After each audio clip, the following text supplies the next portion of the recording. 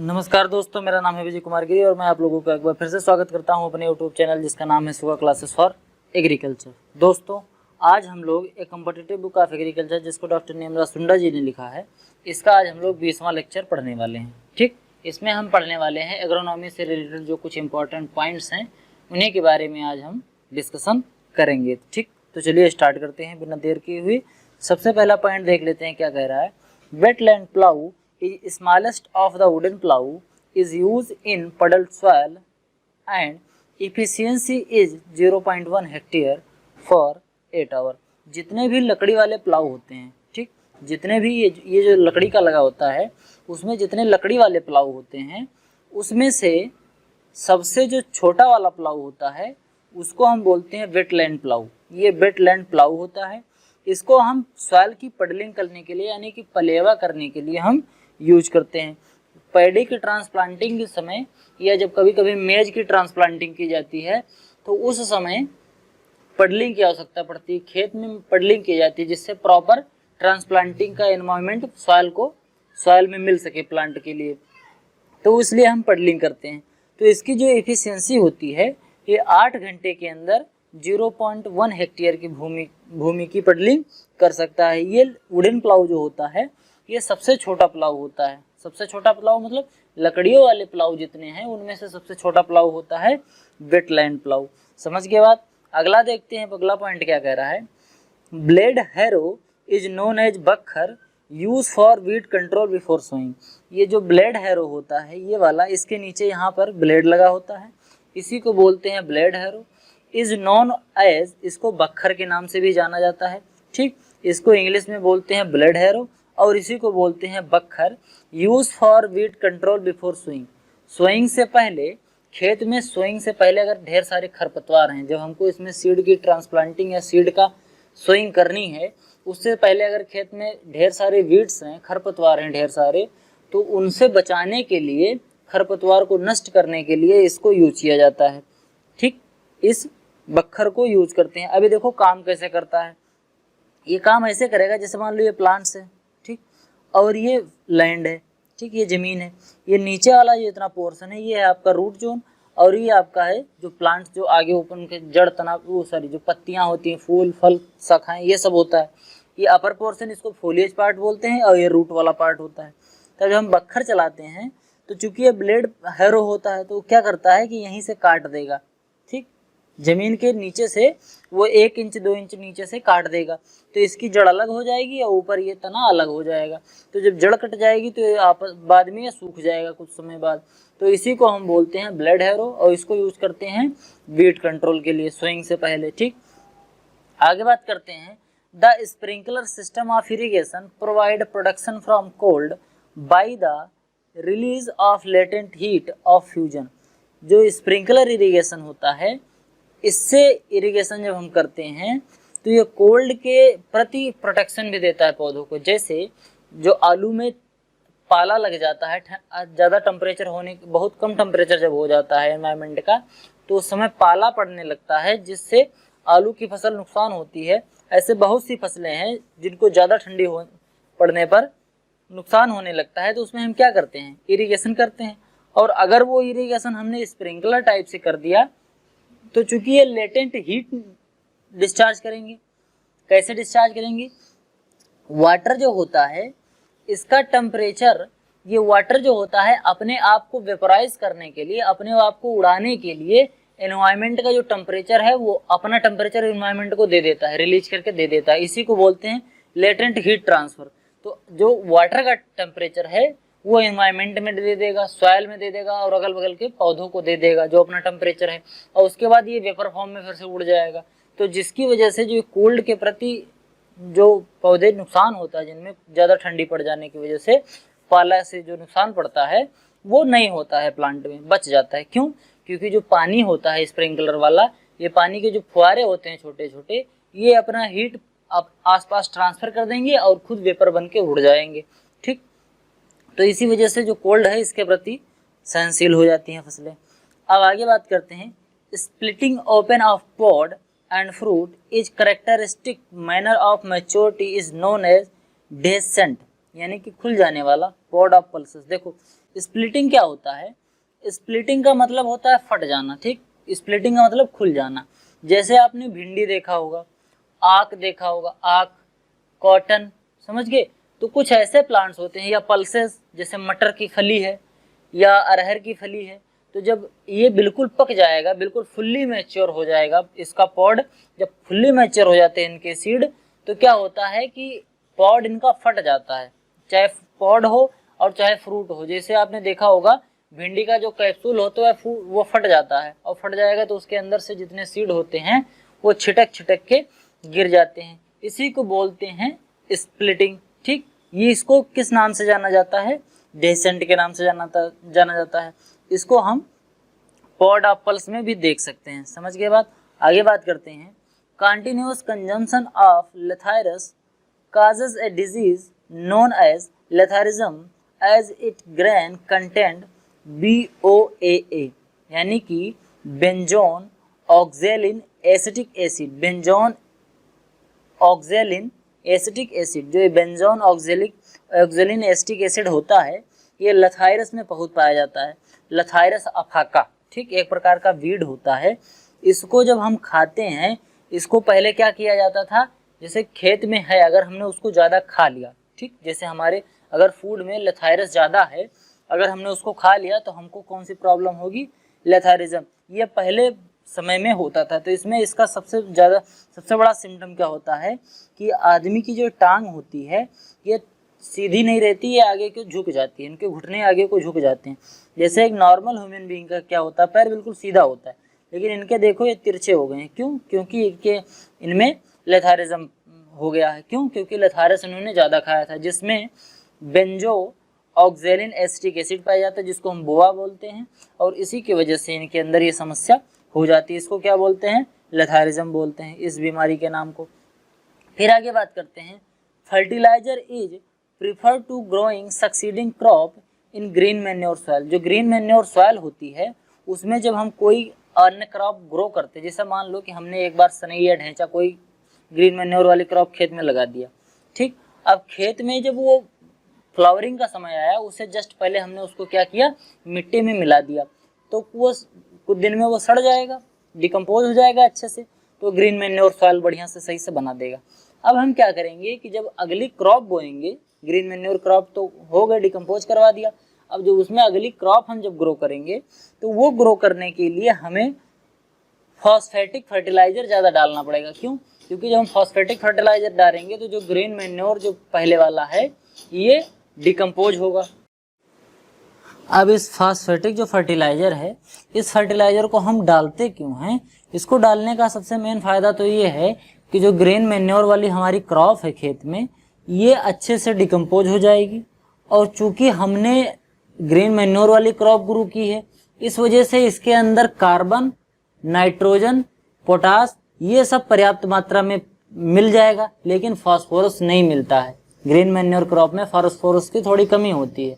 इसी वजह से जो हम सक्सीडिंग क्रॉप ग्रो करेंगे उसमें फास्फोरस हमको देना पड़ता है। फास्फोरस के डोज में कोई कमी नहीं होती है, नाइट्रोजन के डोज में और पोटास के डोज में तो कमी हो सकती है ग्रीन मैन्योर क्रॉप डालने पर, लेकिन फास्फोरस की जो समस्या है, फास्फोरस की जो कमी है, उसको हम नहीं दूर कर सकते। उसके लिए हमें फर्टिलाइजर देना पड़ता है, जो मान लो वो करेगा भी या मान लो करना भी पड़े तो वो कम डालना पड़ेगा, लेकिन डालना पड़ेगा ही पड़ेगा। फास्फोटिक फर्टिलाइजर आपको डालना पड़ेगा। अब देखो आगे बात करते हैं। The cattle consuming grasses of low magnesium content suffer from hypomagnesemia commonly called as grass tetany. ये ग्रास टेटानी जो एक प्रकार की एक बीमारी होती है, ये होती क्या कब है? जब हमारे कैटल जो होते हैं, हमारे जो जानवर होते हैं, ठीक, वो जो हमारे पालतू पशु हैं, जब ये कोई ऐसी घास खा लेते हैं जिनके अंदर मैग्नीशियम बहुत लो अमाउंट में है, जिनके अंदर मैग्नीशियम कम है, तो इसी की वजह से इनको हाइपोमैग्नीसीमिया नामक एक बीमारी हो जाती है, जिससे इनके मांसपेशियों में अकड़न हो जाती है। ये सही से चल नहीं पाते हैं, सही से देख नहीं पाते हैं, खाना नहीं सही से खा पाते हैं, खड़े नहीं हो पाते हैं, मतलब चारा नहीं खा पाते हैं, सही से खड़े नहीं हो पाते हैं। यह सब सिम्टम होते हैं हाइपोमैग्नीसीमिया के। समझ गए? ये ऐसा होता क्यों है? जब लो मैग्नीशियम वाली घासें खा लेते हैं पौधे, जानवर। अब आगे बात करते हैं क्या है, वेदर इज ए स्टेट और condition of atmosphere at a given place at a given instant of time. Weather और क्लाइमेट में इतना ही अंतर होता है, बहुत थोड़ा सा ही अंतर होता है। क्यों? वेदर जो होता है वो किसी भी एटमॉस्फेयर की कंडीशन को किसी एक गिवन प्लेस पर और किसी एक गिवन टाइम पर दिया जाता है। जैसे बात किया गया कि 2 तारीख से लेकर 10 तारीख तक, ठीक, कभी मान लो कि 2 तारीख से लेकर 10 तारीख तक जो एटमॉस्फेयर है उसमें ह्यूमिडिटी इतना रहेगा, टेम्परेचर इतना रहेगा, वायु का दबाव इतना रहेगा, हवा की दिशा इतनी रहेगी और हवा की स्पीड इतनी रहेगी। तो ये कब बता रहा है? किसी एक पर्टिकुलर प्लेस पर और एक इंस्टेंट ऑफ टाइम पर, या पानी कितना बरसेगा, ठीक, यहाँ आने वाले 2 से 10 तारीख के बीच में। ये सब क्या है? ये है वेदर फॉरकास्ट, ठीक है। ये सब क्या होते हैं? Weather forecast. अब यही जब ब्रॉड टर्म में हो जाता है, पूरी एक साइकिल की बात होने लगती है, तो उसको हम क्लाइमेट बोलते हैं। जैसे जहाँ पर साल भर अधिकतम ठंडी ही पड़ती रहती है, साल भर में ज़्यादा से ज़्यादा टाइम वहाँ ठंडी पड़ती रहती है, और जब ठंडी का समय आता है तो उस समय वहाँ बर्फबारी पड़ने लगती है, माइनस में टेम्परेचर चला जाता है। तो ऐसे क्लाइमेट को हम बोलते हैं टेम्परेट क्लाइमेट। और ऐसा क्लाइमेट जहाँ पर गर्मी में गर्मी होती है और ठंडी में भी वार्मर टेम्परेचर रहता है, उस टेम्परेचर को हम बोलते हैं ट्रॉपिकल। और सब ट्रॉपिकल कंडीशन ऐसा होता है जहाँ ठंडी में टेम्परेचर कम हो जाएगा और गर्मी के समय में टेम्परेचर बहुत बढ़ जाएगा। तो वो क्या होता है? वो एक साइकिल की बात कर रहा होता है, इसीलिए वो क्लाइमेट कहा जाता है और इसको वेदर कहा जाता है। जो बरसात होता है वो बताया जाता है वेदर फॉरकास्ट करके कि आने वाले 5 से 10 दिन में पानी बरसेगा कि नहीं बरसेगा। ये थोड़ा सा इसका जनरल व्यू था। आगे जब हम पढ़ाएंगे तो इसमें आगे वेदर और क्लाइमेट के बारे में डिटेल में डिस्कशन है, तो आने वाले लेक्चर्स में मैं आपको खूब डिटेल में समझा दूंगा। अभी तो इतना ही समझ के काम चला लीजिए। अब देखो, रिसेंटली साइंटिस्ट स्प्रेड जर्म इन मेज कॉर्न फॉर मैन्युफैक्चरिंग। जो कंट्रासेप्टिव पिल्स होती है, जिनको हम गर्भ निरोधक गोलियां बोलते हैं, इनको बनाने के लिए मेज की क्रॉप में से एक जर्म्स निकाला गया है, साइंटिस्टों ने निकाला है। वो क्या करेगा? कंट्रासेप्टिव पिल्स बनाने में यूज करता है। किस क्रॉप से जर्म निकाला गया है? मेज से निकाला गया, यानी कि मक्के से निकाला गया। फिर अगला पॉइंट देखते हैं, India's rank first in production and consumption of sugar in the world. India की जो रैंक है शुगर केन के प्रोडक्शन और कंजम्पशन में, वो फर्स्ट है। भारत वाले चीनी खाते भी ज़्यादा हैं और चीनी उगाते भी ज़्यादा हैं। चीनी खाने की वजह से ही डायबिटीज होता है। 70% पुरुष यहाँ के जो 60+ हैं वो डायबिटीज से ग्रसित हैं। वहाँ डायबिटीज के बीमार भारत में ज़्यादा मिलते हैं। आगे बात, अब देखते हैं अगला पॉइंट क्या कह रहा है। The tobacco contribute the largest excise revenue among agricultural commodities in India. जो टोबैको की क्रॉप्स होती है, ये एक्साइज रेवेन्यू जनरेट करने में सबसे ज़्यादा योगदान देती है, ठीक। Tobacco crop contribute the highest amount of excise revenue among all agricultural commodities in India. क्यों? क्योंकि ये जो होता है इस पे सरकार बहुत टैक्स लगाती है, क्योंकि ये धूम्रपान वाली चीज़ें होती हैं, सेहत के लिए हानिकारक होती हैं। इस पे सरकार ढेर सारा टैक्स लेती है और इसी की वजह से क्या होता है कि इसमें एक्साइज रेवेन्यू ज़्यादा जनरेट कर पाती है भारत सरकार एग्रीकल्चर वाली कमोडिटीज़ में। समझ के बाद आगे बढ़ते हैं। India is the only country to have developed and grown hybrid cotton commercially. पूरे दुनिया में, in the world only India is the country which grown and develop hybrid cotton variety commercially. ठीक, कॉमर्शियल लेवल पे hybrid की cotton variety केवल भारत ही develop करता है और भारत में ही होता है। क्यों? बाकी और दुनिया नहीं करती है। इसी तरीके से जो जेनेटिकली मॉडिफाइड राइस है ये चाइना में होता है। आगे बात करते हैं, Karnataka is the largest producer of coffee. पूरी कंट्री में जो चाइना है पूरी कंट्री में जो कर्नाटका है वो कॉफ़ी का सबसे बड़ा प्रोड्यूसर है। Karnataka is the largest producer of coffee in the country. Bharat में कॉफ़ी का सबसे बड़ा प्रोड्यूसर कौन सा स्टेट है? वो है कर्नाटका। आगे बात करते हैं, China is the largest producing and consuming country of tobacco. China जो है वो दुनिया की सबसे बड़ी कंट्री है जो तंबाकू का उत्पादन करती है और उनको कंज्यूम भी करती है। चाइनीज़ तंबाकू बहुत खाते हैं। इंडिया तीसरे पोजीशन पर आता है। ठीक। तंबाकू के प्रोडक्शन में इंडिया तीसरे नंबर पर आता है, पहले पे चाइना आता है और दूसरे पे आई थिंक अमेरिका आता है, हमको कंफर्म नहीं है, शायद में अमेरिका है। पहले पे कौन है? चाइना है और तीसरे पर क्या है? इंडिया है। और कंजम्पशन में तो चाइना ही आगे है। फिर आगे बात करते हैं, क्या बोल रहा है, फिनाइल मर्क्यूरिक एसीटेट, जिसको हम पीएमए बोलते हैं, is a chemical use in agriculture crop in order to reduce transpiration. Transpiration को, जो पौधे में ट्रांसपिरेशन होता है यानी कि वाष्पोत्सर्जन होता है, इसी को कम करने के लिए एक केमिकल डालते हैं जिसका नाम है फिनाइल मर्क्यूरिक एसीटेट। जब इसको डाल देते हैं तो प्लांट्स में रेस्पिरेशन कम हो जाता है। अब इसको कम करने की आवश्यकता क्यों पड़ती है, इसको पहले समझ लो। क्या होता है कि मान लो कि कोई ऐसा रेनफेड एरिया है जहाँ पर हम एक क्रॉप ग्रो कर रहे हैं, कोई रेनफेड एरिया है जहाँ पर हम क्रॉप ग्रो कर रहे हैं, इरिगेशन की फैसिलिटी बहुत अच्छी नहीं है, तो उस कंडीशन में क्या होगा कि जब गर्मी का समय आएगा तो प्लांट की वाटर रिक्वायरमेंट बढ़ जाएगी, लेकिन हमारे पास तो वाटर की अवेलेबिलिटी है नहीं, irrigation facility is not available hair. तो हम क्या करेंगे, कुछ ऐसा करें जिससे प्लांट की जो वाटर की रिक्वायरमेंट है वो कम हो जाए। और वो कम कैसे होगी, अगर ट्रांसपिरेशन घट जाए पौधे का तो वाटर की रिक्वायरमेंट भी घट जाएगी। तो ट्रांसपिरेशन को कम करने के लिए यानी वाष्पोत्सर्जन को कम करने के लिए पीएमए यानी कि फिनाइल मर्क्यूरिक एसीटेट नाम का केमिकल छिड़क देते हैं पौधे पर, और इससे जो ट्रांसपिरेशन है ये कम हो जाता है। इसको मैंने एक वीडियो में और भी बताया है पीछे, अगर आप हमारी वीडियो रोज़ देखते होंगे तो आपको ज़रूर पता होगा। फिर आगे बात करते हैं, ज्वार इज आल्सो नोन एज, जो ज्वार की क्रॉप होती है, ये ज्वार की क्रॉप जिसको हम चरी बोलते हैं, ये और किस नाम से जाना जाता है, इसको हम कैमल क्रॉप बोलते हैं या king of coarse grain crop, यानी कि मोटे अनाज वाली फसलों का राजा इसको बोला जाता है, और इसको कैमल क्रॉप भी बोलते हैं। समझ गए। आगे बात करते हैं, India is the second country after China to have commercialise the hybrid rice technology. India दूसरी कंट्री है चाइना के बाद, हाइब्रिड राइस की टेक्नोलॉजी में चाइना पहले नंबर पर है और इंडिया दूसरे नंबर पर। मतलब ये दो कंट्रियां जो है वो सबसे पहले दुनिया में आई जिन्होंने हाइब्रिड राइस की टेक्नोलॉजी पर काम करना स्टार्ट किया।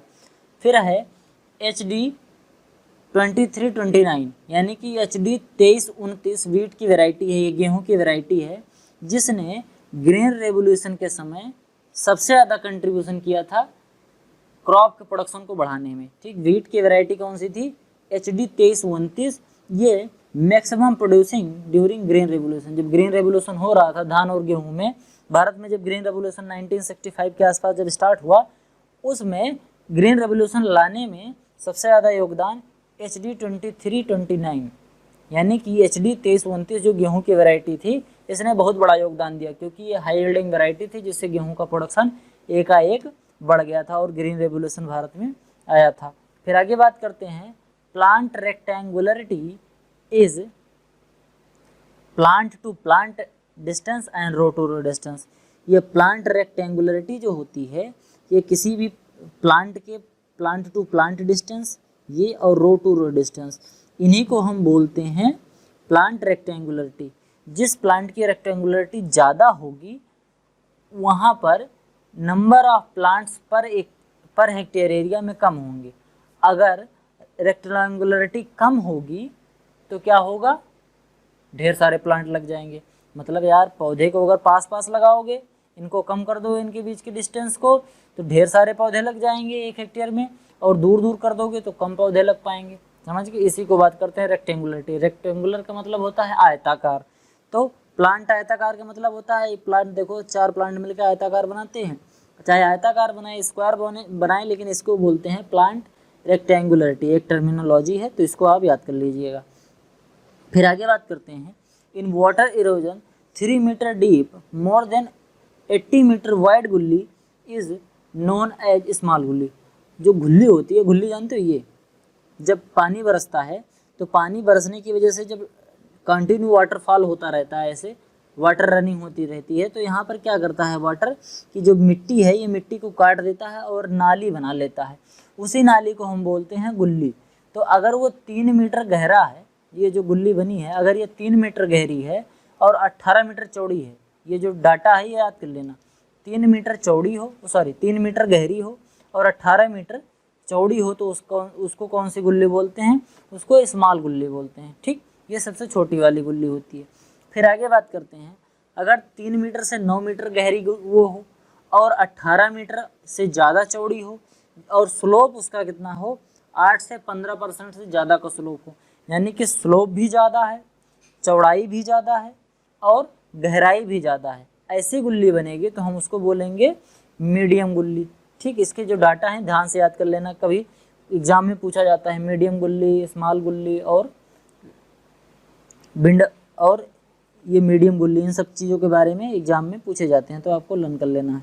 अब देखो, the direction from which the wind are coming called as, जिस डायरेक्शन से हवा आ रही होती है उस डायरेक्शन को क्या बोलते हैं, उस डायरेक्शन को बोलते हैं wind yard side. Wind yard side की तरफ से ही हवा आती है। अगर पूरब साइड से हवा आ रही है तो हम क्या बोलेंगे कि जो विंड यार्ड साइड है वो कौन सी डायरेक्शन में है, ईस्ट डायरेक्शन में है।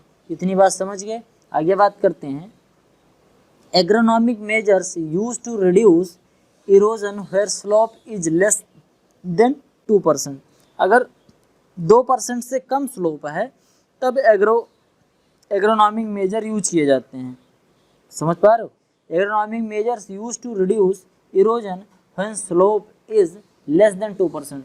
कोई ऐसा खेत हो जिसका स्लोप ज़्यादा हो, स्लोप परसेंट 2% से ज़्यादा हो। अब स्लोप कैसे निकालते हैं, स्लोप निकालने के लिए देखो ये हमारा खेत है, ठीक, ये देखो खेत कैसा, एक तरफ को ढाल है। अब मान लो इधर ढाल है, अब इधर देखो जब हमने 36 कितना चला, हमने जब 36 इंच चला यानी कि 3 फीट, इधर हमने 36 इंच चला, मतलब ऐसे में लंबाई कितनी गई 36, और तब इतने में कितना खाल हो गया, 3 इंच का खाल हो गया।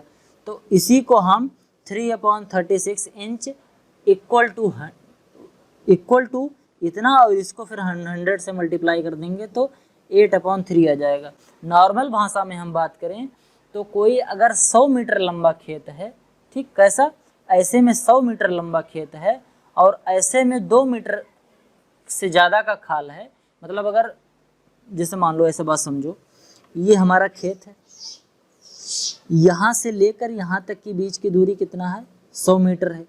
अब यहाँ से यहाँ का जो लेवल है और यहाँ का जो लेवल है, इसे इमेजिन करो खेत में, यहाँ का जो लेवल है और यहाँ का जो लेवल है, इन दोनों के लेवल में 2 मीटर का डिफरेंस है।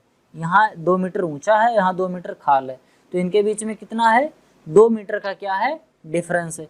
इसी 2 मीटर को 36 जो डिफरेंस हो रहा है, इनका हॉरिजॉन्टल जो डिफरेंस हो रहा है, इसी को हम बोलते हैं स्लोप परसेंटेज। ठीक, नॉर्मल भाषा में इसी को स्लोप परसेंटेज बोलते हैं। तो इसी को अगर 2% से ज़्यादा का स्लोप है, यानी कि अगर इससे ज़्यादा स्लोप हो गया, इससे ज़्यादा खेत ढालू हो गया, तो एग्रोनॉमिक मेजर्स यूज करते हैं, जिसमें हम ट्रेंच बनाते हैं। ठीक, तो ट्रेंच बना के क्रॉपिंग करेंगे, नहीं तो मिट्टी सब बह जाएगी। अब देखो कैसे करते हैं, ऐसे ट्रेंच बनाते हैं, क्योंकि देखो यहाँ स्लोप बहुत ज़्यादा है, तो स्लोप जब ज़्यादा रहेगा तो हम ट्रेंच बनाएंगे। ठीक, ट्रेसिंग करते हैं। देखो, bench tracing usually practised on slope ranging from 16 to 33%। 16 से लेकर 33% अगर खेत का स्लोप है तो वहाँ पर बेंच ट्रेसिंग हम करते हैं। इस टाइप से सीढ़ी नुमा हम वहाँ पर खेती करते हैं। The highest award presented on an agricultural scientist in the country, agriculture sector में जो अपनी कंट्री में, इंडिया में जो सबसे बड़ा अवार्ड दिया जाता है वो अवार्ड है रफ़ी अहमद कितवई अवार्ड। ठीक, इसी अवार्ड को दिया जाता है एग्रीकल्चरल में, अगर आपने कोई योगदान दिया है एज ए साइंटिस्ट तो आपको ये अवार्ड मिलेगा। अब ये रफ़ी अहमद कितवई अवार्ड जो है ये कब दिया जाता है, जब आप क्रॉप के एक्सीलेंस में कोई काम करें, रिसर्च करें, अच्छी क्रॉप डेवलप करें, हार्टिकल्चरल साइंस में कोई काम करें, नेचुरल रिसोर्सेज पर कोई काम करें, एग्रीकल्चरल इंजीनियरिंग में या एनिमल फिशरीज साइंस में, सोशल साइंस में, एग्रीकल्चर से रिलेटेड अगर आपने कोई भी अच्छा काम किया है तो उसमें आपको रफ़ी अहमद कितवई अवार्ड मिलेगा। ये कब स्टार्ट किया गया था, 1956 में स्टार्ट किया गया था। इसमें आपको पुरस्कार मिलता है 5 लाख रुपए का। ठीक, 5 लाख रुपए का आपको एक पुरस्कार भी मिलेगा। Over the year the contribution of agriculture to GDP of Indian economy has been decreasing. जानते हो इस समय क्या हो रहा है, जीडीपी में जो जीडीपी में जो एग्रीकल्चर का शेयर है वो धीरे धीरे घट रहा है। ठीक, क्यों घट रहा है? ऐसा नहीं है कि हमारा एग्रीकल्चर जो है वो विकास नहीं कर रहा है। जैसे मान लो कि दो लोग दौड़ रहे हैं, ये अपनी स्पीड से दौड़ रहा है, ये कितनी की दौड़ रहा है, मान लो ये 40 की स्पीड से दौड़ रहा है, और ये कितने की और दौड़ रहा है, ये 60 की स्पीड से दौड़ रहा है। लेकिन फिर क्या हुआ, ये 60 से ना दौड़ के ये 70 की स्पीड में दौड़ने लगा, तो ये तो पिछड़ गया ना अपने आप, जबकि इसकी स्पीड नहीं कम हुई है। उसी तरीके से ये भी है, जीडीपी को जो बढ़ावा देने वाले और जो सेक्टर्स हैं उनमें वृद्धि बहुत तेज़ी से हुई, जबकि एग्रीकल्चर में उस हिसाब से वृद्धि नहीं हुई। इसी वजह से जो कंट्रीब्यूशन है जीडीपी में एग्रीकल्चर का वो धीरे धीरे कम होता जा रहा है, वो डिक्रीजिंग होता जा रहा है। फिर आगे बात करते हैं एग्रो क्लाइमेटिक रीजनल प्लानिंग। क्या है? Agro climatic regional planning in India was initiated in which 5 year plan? कौन से 5 ईयर प्लान में रीजनल जो एग्रो क्लाइमेटिक प्लानिंग है वो स्टार्ट किया गया था? तो ये स्टार्ट किया गया था जो 7वीं पंचवर्षीय योजना थी, जो 1988 में लॉन्च की गई थी। इसी में agro climatic regional planning start किया गया था। काफ़ी इंपॉर्टेंट क्वेश्चन है ये, आप सही से लर्न कर लेना। काफ़ी बार एग्जाम में पूछा गया है कि एग्रो क्लाइमेटिक रीजन प्लानिंग कब स्टार्ट किया था, कौन से पंचवर्षीय योजना में स्टार्ट किया था? 7वें पंचवर्षीय योजना 1988 में। अगला है nitrogen fixation in rice field is carried out by blue grain algae with water from azolla. Azolla जो एक प्रकार का ब्लू ग्रीन एल्गी है, जब आपने तालाब में देखा होगा हरा हरा जो एक हो जाता है, इसी को बोलते हैं अजोला। ठीक, तो जो तालाब के किनारे वाले खेत होते हैं धान के, वहाँ पर आपने देखा होगा कि काई लग जाती है। गांव वाले लोग बोलते हैं ये काई है, ये क्या होता है? असल में ये अजोला होता है। ये अजोला क्या करता है कि इन्वायरमेंट की जो नाइट्रोजन है वो एब्जॉर्ब करेगा इस पत्तियों में, और ये फिर इन्हीं पत्तियां जब ये डिकम्पोज होंगी, फिर इन्हीं पत्तियों से राइस जो होती है, राइस की क्रॉप होती है, वो नाइट्रोजन पा लेती है। तो इससे नाइट्रोजन फिक्सेशन होता है। जैसे लेगुमिनस जो क्रॉप होती हैं उनमें राइजोबियम, और जो गेहूं धान जैसे क्रॉप्स होती हैं उसमें एजेटोबैक्टर, उसी तरीके से जो धान होता है इसमें क्या होता है? एजोला। इसको अगर हमें एजोला डाल दिया तो ये लगभग 30 किलोग्राम पर हेक्टेयर नाइट्रोजन के रिक्वायरमेंट को कम कर देता है। समझ गए? तो सॉरी 30% नाइट्रोजन के रिक्वायरमेंट को कम कर देगा। क्यों? एजोला डालने की वजह से, क्योंकि ये एनवायरनमेंट के नाइट्रोजन को स्थिरीकरण कर देता है, फिक्स कर देता है सॉइल में, जिसको प्लांट फिर आसानी से एब्जॉर्ब कर सकता है। The pattern of planting has maximum plant population. कौन सा ऐसा प्लांटिंग मेथड है जिसमें सबसे ज़्यादा नंबर ऑफ प्लांट लगते हैं? तो वो कौन सा है? क्यूबॉइडियल pattern. Cuboidal pattern of planting is a method of planting of plants which occupies maximum number of plant population in a given area compared to other planting system। अगर आप क्यूबॉइडियल pattern में किसी प्लांट की प्लांटिंग करते हैं तो वो जो रेक्टेंगुलर हैं या स्क्वायर सिस्टम है या कोनिकल कंटूर सिस्टम है, हेक्सागोनल सिस्टम है, इन सब से ज़्यादा लगेगा number of plants per hectare में। कौन से पैटर्न में? क्यूबॉइडियल पैटर्न में। समझ गए बात? आगे बढ़ते हैं। Cultivation of such crop which has different natural habit and zero competition is known as. दो क्रॉप को एक साथ ग्रो करना जिनके नेचर भी अलग अलग हों और जिनकी हैबिट भी अलग अलग हो, उनके बीच में कोई कंपटीशन ना हो, इस टाइप की प्लांटिंग करने को हम क्या बोलते हैं? इस टाइप की क्रॉपिंग करने को बोलते हैं पैरेलल क्रॉपिंग। बात समझो, हमने लगा दिया क्या? गेहूं, और लगा दिया मस्टर्ड। बात समझो, ये है क्या? ये वीट है और ये है मस्टर्ड। अब मस्टर्ड का प्लांट इतना बड़ा होगा, वीट का प्लांट कितना बड़ा होगा? वीट ऐसे देखो, ये वीट का प्लांट है, ये मस्टर्ड का, ये वीट है और ये मस्टर्ड है, और यहाँ पर ये क्या है? सॉइल है। अब बात समझो ध्यान से, वीट और ये है मस्टर्ड, ये है आपकी ज़मीन। अब समझो बात को, क्या होगा कि जब ये ज़्यादा विकास कर रहा होगा, क्या? मस्टर्ड स्टार्टिंग में मस्टर्ड की पत्तियाँ खूब चौड़ी चौड़ी हो जाएंगी। क्यों? क्योंकि इसको जल्दी से विकास करना है। और उस समय गेहूँ खूब छोटा छोटा रहेगा, क्योंकि इसको ज़्यादा नहीं चाहिए फोटोसिंथेसिस, ज़्यादा इसको सनलाइट नहीं चाहिए। अब जब ये ढेर बड़ा हो जाएगा, खूब ज़्यादा बड़ा हो जाएगा, और गेहूँ इतना ही बड़ा होगा, तब जब गेहूं को ज़्यादा सनलाइट चाहिए होगा तब इसकी पत्तियां सब झड़ जाती हैं तब तक, इसमें फ्लावरिंग हो जाती है, फ्लावरिंग और फ्रूटिंग, उसके बाद इसकी जितनी पत्तियां रहेंगी वो सब गिर जाएंगी। तो सनलाइट छन के इसके पास आ जाएगा गेहूं के पास, तो गेहूं आराम से ले लेगा। इनके बीच में दूरी है, तो दूरी होने की वजह से एयर और जो मिट्टी के लिए, जो न्यूट्रिएंट के लिए जो कंपटीशन हो रहा था वो तो होगा नहीं। सनलाइट के लिए भी कंपटीशन नहीं होगा, क्योंकि ये ऊपर से सनलाइट ले लेगा इतनी ऊपर और ये नीचे। इनकी ग्रोथ के लिए भी कोई प्रॉब्लम नहीं, क्योंकि जो सरसों होगी ये ऊपर यहाँ पर ग्रोथ करना स्टार्ट करेगी, गेहूं की बाली यहाँ। तो देखो ये ऊपर है, इसकी ग्रोथ वहाँ होती नहीं, जहाँ सरसों की ग्रोथ जहाँ से स्टार्ट होती है वहाँ गेहूँ जाता ही नहीं है ऊपर। यहाँ पर ज़्यादा ग्रोथ होती है, ज़्यादा ब्रांच निकलेंगी, ज़्यादा यहीं पर कैप्सूल वो बनते हैं, सिल्क हुआ इसके इन्फ्लोरेसेंस का जो होता है। तो इस तरीके से जड़ देखो, गेहूं की जड़ बहुत नीचे तक नहीं जाती है, लेकिन सरसों की जड़ खूब नीचे तक जाती है, बड़ी बड़ी जड़ होती है इसकी जो जड़ें होती है मूसलाधार जड़ी होती हैं, इसकी अपस्थानिक जड़ें होती हैं। तो जड़ भी अलग अलग है, सबकी न्यूट्रिशनल रिक्वायरमेंट भी अलग अलग है, मैच्योरिटी टाइम भी लगभग अलग अलग ही है, थोड़ा थोड़ा। तो इसी वजह से इनके अंदर कंपटीशन बहुत कम पाया जाता है। तो इस टाइप की क्रॉपिंग को हम बोलते हैं पैरेलल क्रॉपिंग। इतनी बात समझ गए। आगे बात करते हैं, the variety of wheat which is resistant to all three rust. गेहूं की जो फसल होती है उसमें एक बहुत ही हानिकारक बीमारी लगती है जिसको हम बोलते हैं रस्ट, ब्लैक रस्ट और येलो रस्ट, और एक रस्ट और होता है। अब आप बताओ, येलो रस्ट, ब्राउन रस्ट, और बता देते हैं येलो रस्ट, ब्राउन रस्ट और कौन सा, ब्लैक रस्ट। ये 3 प्रकार के जो रस्ट होते हैं ये गेहूं में बहुत लगते हैं, लेकिन गेहूं की एक वैरायटी है छोटी लेरमा, इस वैरायटी में रस्ट की बीमारी नहीं होती। रस्ट के ये सिम्टम होते हैं, गेहूं में ये बहुत लगता है।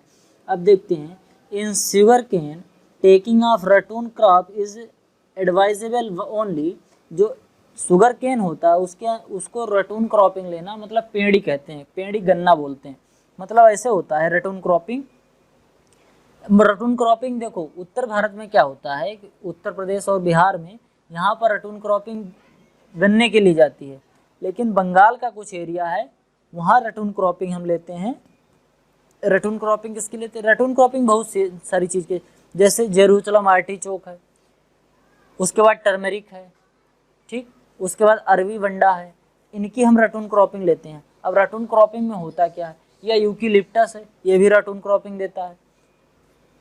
इसमें होता क्या है कि जैसे मान लो ये प्लांट्स है, ये फुल्ली मेच्योर हो गया, हार्वेस्टिंग का इसका टाइम आ गया, अब हमने यहाँ से काट दिया, ये ख़त्म हो गया। अब बाद में क्या होगा, यहीं बगल से एक ब्रांच और निकलेगी और कुछ दिन बाद फिर अगले साल ये एक पौधा तैयार कर देगी, तो इसी को हम बोलते हैं पेड़ी। ये वाला जो स्टार्टिंग वाला रहता है पहले साल वाला, इसको हम बोलते हैं बोवारी, और ये जो दूसरा वाला रहता है इसी को बोलते हैं पेड़ी। तो आप जो यूपी के रहने वाले होंगे वो पेड़ी गन्ना और बोवारी गन्ना दोनों अंतर समझते होंगे बहुत आसानी से। इसी को बोलते हैं रटून क्रॉपिंग। इसमें क्या होता है कि फर्स्ट साल हम क्रॉप को काट लेते हैं, लेकिन उसका जो रूट पोर्शन है वो ऐसे पड़ा रहेगा, फिर जो कटिंग वाला पोर्शन है उसी के बगल वाली वट से एक नया सा फिर से ब्रांच निकल जाएगी और अगली क्रॉप दे देगी। तो इसको हम बोलते हैं रटून क्रॉपिंग।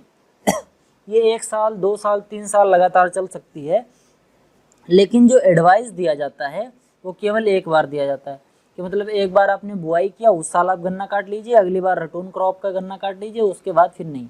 2 ही बार एडवाइस दिया जाता है, क्योंकि तीसरी बार फिर आपका क्या होगा, बहुत ढेर सारे उसमें खरपतवार जम जाएंगे खेत में और जो आपका प्रोडक्शन है ये भी घट जाएगा, इसीलिए रटून क्रॉपिंग केवल एक बार।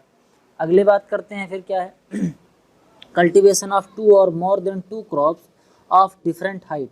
डिफरेंट हाइट की कल्टीवेशन, दो या 2 से अधिक क्रॉप का जिनकी हाइट डिफरेंट हो। जैसे देखो यहाँ पर ये प्लांट लगाया है, ये पॉपुलर है, इसका प्लांट का यहाँ इसकी हाइट बहुत ज़्यादा है। फिर बीच में ये गन्ना लगाया है और गन्ने के बीच में हमने क्या लगा दिया, सरसों लगा दिया। अब हम क्या देख रहे हैं कि तीनों की हाइट अलग अलग है, ठीक। जब गन्ने को ज़्यादा रिक्वायरमेंट होगी तब सरसों नहीं होगी, और ये तो सबसे ऊपर है ही। तो इसी टाइप की क्रॉपिंग को हम बोलते हैं मल्टी स्टोरेज क्रॉपिंग। इसमें हर प्लांट का अलग अलग लेवल होता है। जैसे ये है आपका किसका, सरसों का लेवल, ये है गन्ने का लेवल, और इससे ऊपर किसका है पॉपुलर का लेवल। इतनी बात समझ गए। फिर आगे बात करते हैं, nursery area require for seedling of rice 1 hectare field. अगर हमको 1 हेक्टेयर धान की ट्रांसप्लांटिंग करनी है, ठीक, तो हमको कितने हेक्टेयर एरिया में सीड की नर्सरी लगानी होगी। तो 0.1 हेक्टेयर पर अगर हमने लगाया, यानी कि 1/10 भाग पर जितना हमको बुआई करनी है, अगर हमको 10 हेक्टेयर में बुआई करनी, 10 हेक्टेयर में ट्रांसप्लांटिंग करनी है, तो 1 हेक्टेयर में हमको लगाना होगा, नर्सरी को ग्रो करना होगा। तो इसी को बोलते हैं, चाहे हम 10% बोल लो, चाहे 0.1 हेक्टेयर बोल लो, चाहे 1/10 पार्ट बोल लो, समझ गए? बात सब एक ही है, घुमा फिरा के बोल रहा है। Tip burn of paddy is due to reduce oxygen and nitrogen under submerge condition. Submerge condition मतलब खेत में जब बहुत दिनों तक पानी भरा रहता है, 1 से 1.5 महीने 2 महीने तक जब पानी भरा रहता है धान के खेत में, तो उसमें ऑक्सीजन और नाइट्रोजन की कमी हो जाती है। धान के पौधे में ऑक्सीजन और नाइट्रोजन की कमी हो जाएगी, जिसकी वजह से टिप बर्न हो जाता है। ऊपर की पत्तियों का जो सबसे ऊपरी पोर्शन होता है यह सूख जाता है। फिर आगे बात करते हैं, maize leaf develop red and purple colour due to deficiency of phosphorus. Phosphorus की जब कमी होती है मेज की क्रॉप में, तो वो रेड और पर्पल कलर का सिम्टम प्रोड्यूस करता है। देखो रेड और पर्पल कलर का ये सिम्टम बन रहा है मेज की पत्तियों में। ये क्यों हो रहा है? फास्फोरस की जब कमी होती है तब ऐसे सिम्टम होते हैं। फिर अगला पॉइंट क्या बोल रहा है, the size of Thomson seedless grape increase by the hormone. अगर हम जिब्रेलिक एसिड डाल देंगे किसी भी प्लांट में, थॉमसन सीडलेस जो ग्रेप की वैरायटी है, अगर इसमें हमने जिब्रेलिक एसिड डाल दिया तो क्या होगा? जिब्रेलिक एसिड डालने की वजह से जो थॉमसन सीडलेस ग्रेप है, इसके फ्रूट का साइज बड़ा हो जाएगा। जिब्रेलिक एसिड डालने से सेल डिवीजन बढ़ेगा, और सेल डिवीजन जब बढ़ेगा तो जो फ्रूट है इसका साइज बढ़ जाएगा, यानी कि बड़े बड़े अंगूर लगेंगे। समझ गए बात? तो आज के लिए केवल इतना ही। अगर आपको वीडियो पसंद आया हो तो वीडियो को लाइक करें, चैनल पर नए हैं तो चैनल को सब्सक्राइब जरूर करें, अपने दोस्तों के साथ चैनल को शेयर करें और इस चैनल की रीच दूर दूर तक पहुँचाएँ, मुझे मोटिवेट करें, जिससे मैं आप लोगों के लिए अच्छी अच्छी वीडियो लाता रहूँ। मिलते हैं किसी अन्य वीडियो में, तब तक इजाज़त दीजिए, धन्यवाद।